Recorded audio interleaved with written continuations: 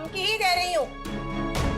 और तू अपनी माँ को अच्छी तरह जानता है, जो कह दूं ना मैं करके दिखाती हूँ। बड़ा करेगा अस्मा से शादी। नीलम, साथ बाहर तुम्हारा वेट कर रहा है गाड़ी, तुम एक बार उससे मिल लो।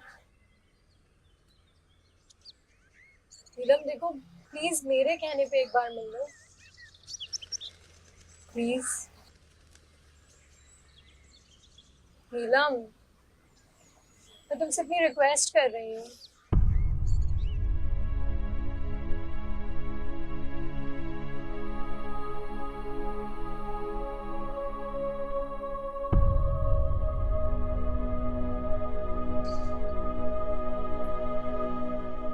मैं जानता हूं कि मेरे अल्फाज तुम्हारे दुख का मदावा नहीं कर सकते, लेकिन फिर भी मैं तुमसे माफी मांगता हूं। मैं अपने किए हुए पे शर्मिंदा हूं। किस बात की माफी साहब? इसमें तुम्हारा या किसी और का कोई कसूर नहीं। जब मैं ही अपने बाबा को वो नहीं कर पाई, तो फिर कोई और भला कैसे करेगा? अपनी और अपने घर की बर्बादी की जिम्मेदार मैं सिर्फ खुद हूँ। मीरम, ऐसा क्यों कह रही हो? प्लीज साहब, वापस चले जाओ तुम। मुझे तुमसे या किसी और से कोई गिला नहीं, लेकिन तुमसे एक गुजारिश है कि जिस तरह उस दिन तुमने मुझे दुत्कारा था, प्लीज वापस चले जाओ। तुम्हारा ये मुझ में बहुत बड़ा एहसान होगा, वरना मैं पल पल बढ़ती हूँ।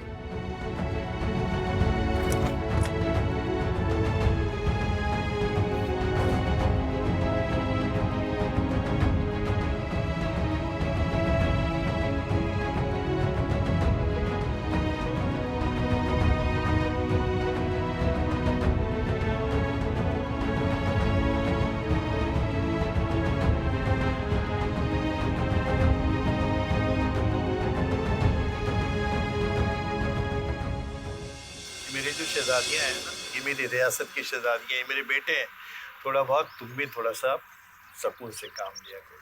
फरमाइश करती हैं, हमसे नहीं करें तो और किससे करें? हैं कहाँ ये लोग? अभी अभी तो किचन में थी, चाय बना रही थी, आपके लिए बुलाती हूँ। नीलम,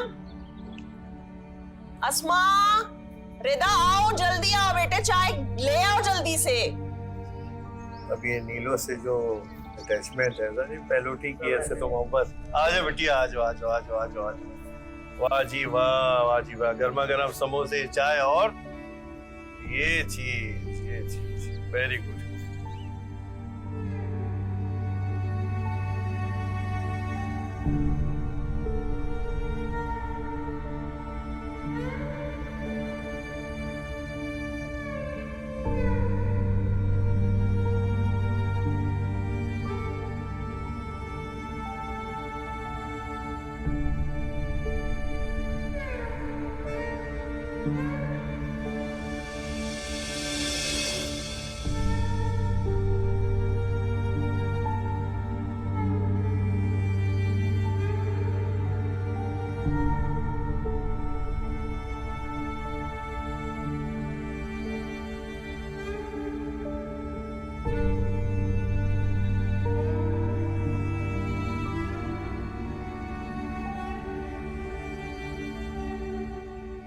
अम्मी,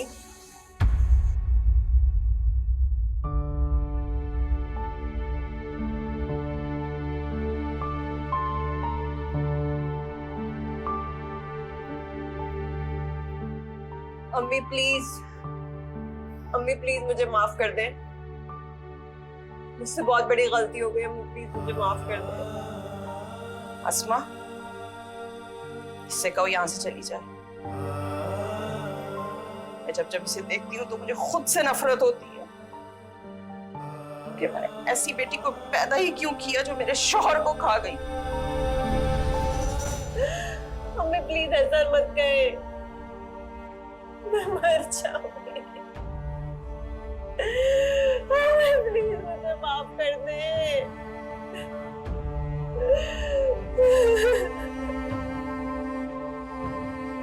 तुम्हें कभी माफ नहीं करूंगी।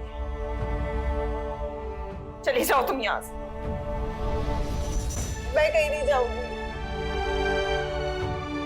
तो ठीक है, मैं ही चली जाती हूँ यहाँ से फिर।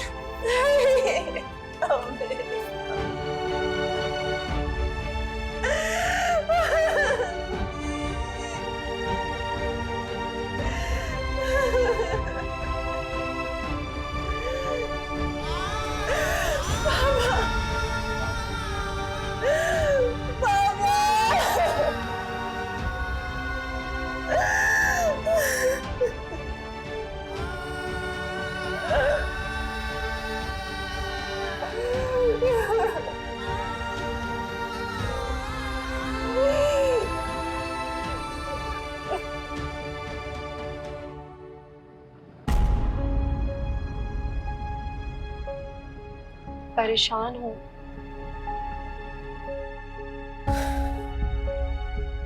परेशान नहीं, शर्मिंदा हूं।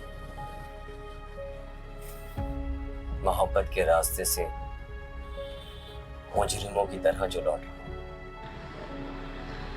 नीलम और उसकी फैमिली को देखकर तो मुझे खुद इतना गिल्ट फील हो रहा था। साथ कहने को तो गहरी दोस्ती थी मेरी उससे, लेकिन कभी गहराई में जाकर नहीं देखा कि क्या राज छुपाए बैठी वो बेवकूफ लड़की,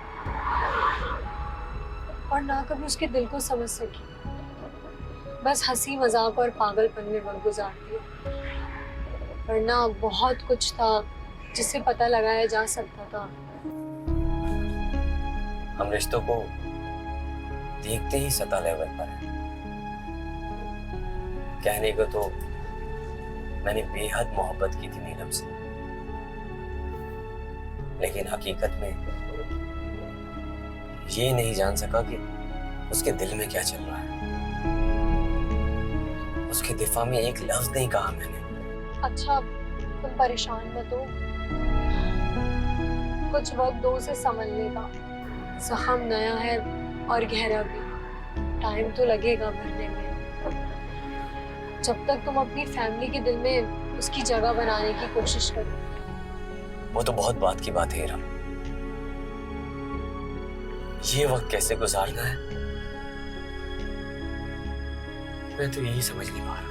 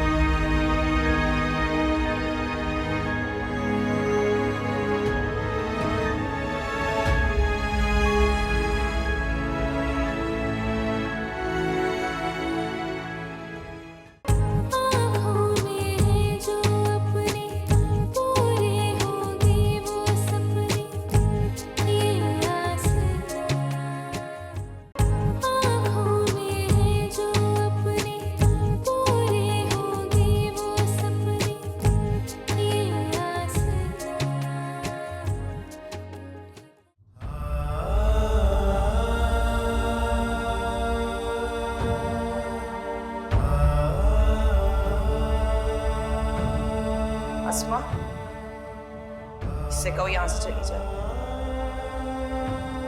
मैं जब जब इसे देखती हूँ तो मुझे खुद से नफरत होती है कि मैंने ऐसी बेटी को पैदा ही क्यों किया जो मेरे शौहर को खा गई। ऐसी बेटी को पैदा ही क्यों किया जो मेरे शौहर को खा गई।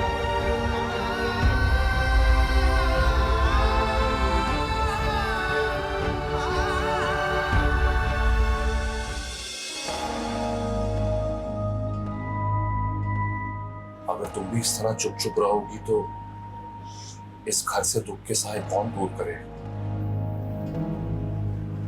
ताई को कौन संभालेगा? नीलम तो एहसास निजामत से बाहर ही नहीं निकल पा रही। उसको निकलना भी नहीं चाहिए। उसकी खुदगर्जी ने हमारा हंसता बसता घर उजाड़ दिया। मैंने माना कि नीलम ने जो किया है वो गलत है, जिसमें वो सदमे में है, पशेमान है। पर अगर तुम सब घर वाले उसको इसी तरह डांटोगे, धुतकारोगे, तो कहीं वो कोई गलत कदम ना उठा ले।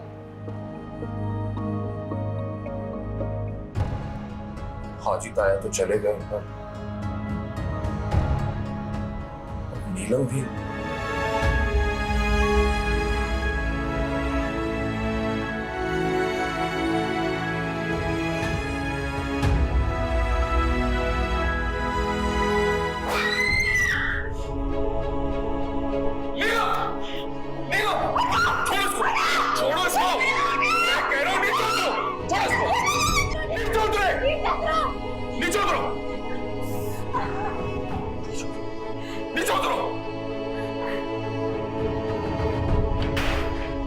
इस घर में दुख कम है जो तुम ये करने चली हो।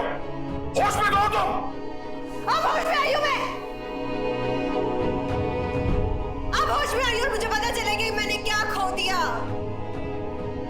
मेरे पापा की मौत की वजह बनी हूं मैं।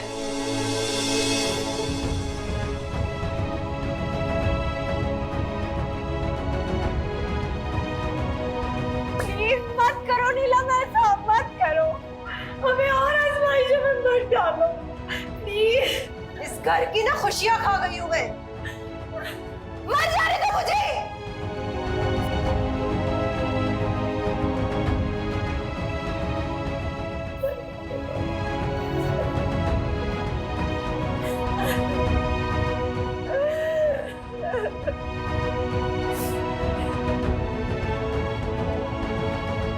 पापा की मौत की वजह बनी है। सब खत्म कर दिया मैंने। सारी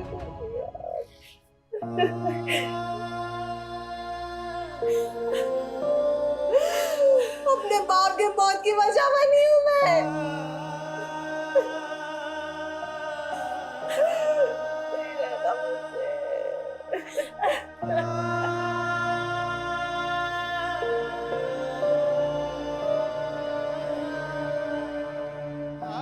मुझ में अब ये तकलीफ बर्दाश्त करने की हिम्मत नहीं है नीलम। खुदारा दोबारा ये हरकत मत करना, वरना मैं सह नहीं पाऊंगी अब। प्लीज मुझे माफ कर दे। मुझे ये बात, ये एहसास जीने नहीं दे रहा कि मैं अपने बाप की मौत की वजह बनी। मुझे ये गले जीने नहीं देती हमने। जीना तो हम में से कोई भी नहीं चाहता अब, और ना ही अब जीना आसान होगा हाजी साहब के पास। लेकिन बेटे हराम मौत भी तो नहीं मर सकते ना। जो हो गया सो हो गया, बस अब सब्र करना है हम सब।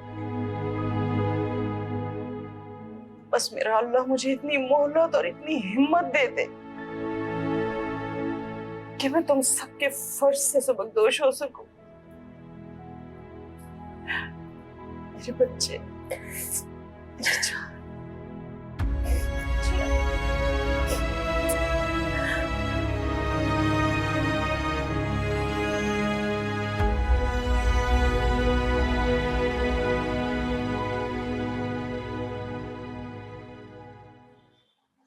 सॉरी। उठ जाओ, उठो। अरे तुम्हारे अब्बा की शुगर मिले चल रही हैं जो सोए चले जा रहे हो। न फिक्र न फाका, आराम से सो रहे हैं। कौन सी कयामत आ गई शन्नी बेगम जो तुम इतना शोर मचा रही हो? हाँ, तुम तो चाहते हो कि कयामत आए और तुम्हारी इस निखट्टूपन से तुम्हारी जान छूटे। उठ जाओ, उठो। क्या हो गया, अभी तक सो रहे?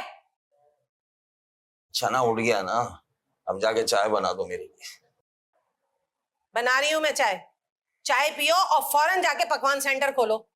अरे गजब खुदा का, इतने दिन बाद तो इतना अच्छा मौका हमारे हाथ आया। मारे खुशी के मैं सही रात नहीं सो पाई, और तुम बाप बेटे हो कि मुंह खोले सही रात से सो रहे हो। पकवान सेंटर आज खोलना? नहीं नहीं, रोजे कयामत के दिन जाके खोलना। क्या हो गया अम्मा, सुबह ही सुबह शोर मचा रही हो, सुकून से सोने भी नहीं देती हो। अच्छी तरह जानती हूँ मैं तेरा सुकून आजकल किधर है। अरे तू रात रात भर खिदमत खल्क करता रहेगा तो सुबह खाक तेरी आंख खुलेगी। उठ जा हराम कहीं। मेरी आंखें तो शुरू से खुली हैं अम्मा, लालच की पट्टियां तो तुम्हारी आंखों में बंधी हुई हैं। देखो देखो जरा, अल्लाह ने कितनी बेगैरत औलाद दी है हमें। जिसके लिए मैं सब कुछ कर रही हूँ ना, वही मुझे आंखें दिखा रहा है, बेगैरत कहीं का। और तुम अभी तक बैठे हुए हो, उठे नहीं? उठो। जा रहा हूँ, बस चाय पी लूं। चलो जल्दी। बड़े काम किए ना जो थकान हो रही है। उठ जा।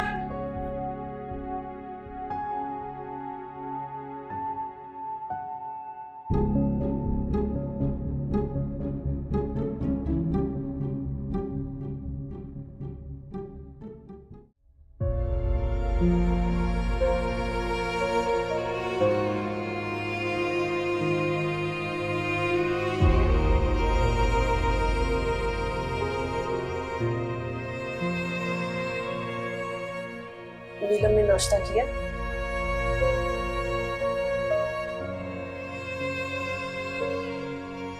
नीलम, बाहर आओ बेटा, आओ नाश्ता करो इधर।